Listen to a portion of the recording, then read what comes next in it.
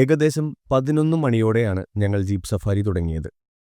എന്തെങ്കിലുമൊക്കെ animal citing ഉണ്ടായേക്കാം എന്ന പ്രതീക്ഷയോടെയാണ് ഞങ്ങളുടെ യാത്ര. ആദ്യം തന്നെ റബ്ബർ തോട്ടങ്ങൾക്കിടയിലായി മേയുന്ന കാട്ടികളെയാണ് കാണാൻ കഴിഞ്ഞത്. ചില ഭാഗങ്ങളിൽ എന്തൊക്കെയോ മിന്നിമറയുന്ന പോലെ തോന്നിയെങ്കിലും വ്യക്തമായി കാണാൻ കഴിഞ്ഞില്ല. പോകുന്ന വഴിയിൽ തന്നെ ഒറ്റയ്ക്ക് മേയുന്ന ഒരു വലിയ കാട്ടിയെ വളരെ അടുത്തായി കാണാൻ കഴിഞ്ഞു. തേയിലത്തോട്ടങ്ങൾക്കിടയിൽ കാട്ടികളെ ധാരാളമായി കണ്ടിട്ടുണ്ടെങ്കിലും രാത്രിയിലെ വന്യതയിൽ കാണുന്നത് ഒരു മനോഹരമായ ദൃശ്യം തന്നെയാണ്. ആരാടാ എന്റെ ടെറിട്ടറിയിൽ വന്നിരിക്കുന്നത് എന്ന മട്ടിൽ ഞങ്ങളെ അവനൊന്നു നോക്കി. ആനകളെ കാണുക എന്നതായിരുന്നു ഞങ്ങളുടെ യാത്രയുടെ ലക്ഷ്യം. പക്ഷേ ആനകളെല്ലാം സമരത്തിലാണെന്ന് തോന്നുന്ന വിധം ഒന്നുപോലും ഞങ്ങൾക്ക് കാണാൻ കഴിഞ്ഞില്ല. സാധാരണ യാത്രയിൽ ഞാൻ അവിടെ പലതവണ ആനകളെ കണ്ടിട്ടുണ്ടെങ്കിലും ഇത്തവണ ഒരു ആനപ്പിണ്ടം പോലും കാണാൻ കഴിഞ്ഞില്ല.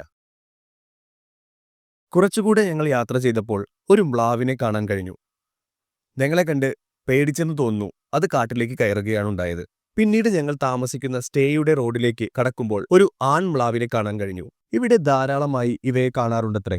തിരികെ എത്തി ഉറക്കവും കഴിഞ്ഞ് കാലത്ത് 7 മണിയോടെ ഞങ്ങൾ എഴുന്നേറ്റു. ചുറ്റും നല്ല രസമാണ് കാണാൻ. നല്ല തണുപ്പുള്ള കാലാവസ്ഥയുമാണ്. നല്ല കാറ്റ് വീശുന്നുണ്ട്. രാവിലെ തന്നെ നല്ല വിശപ്പോടെയാണ് ഞങ്ങൾ എഴുന്നേറ്റത്. ബ്രേക്ക്ഫാസ്റ്റ് അപ്പോഴേക്കും റെഡി ആയിട്ടുണ്ട്. പുട്ടും കടലയും പൂരി ബാജിയും എഗ്ഗും കട്ട് ഫ്രൂട്ട്സും ഒക്കെ തന്നെ അവർ തയ്യാറാക്കിയിട്ടുണ്ടായിരുന്നു.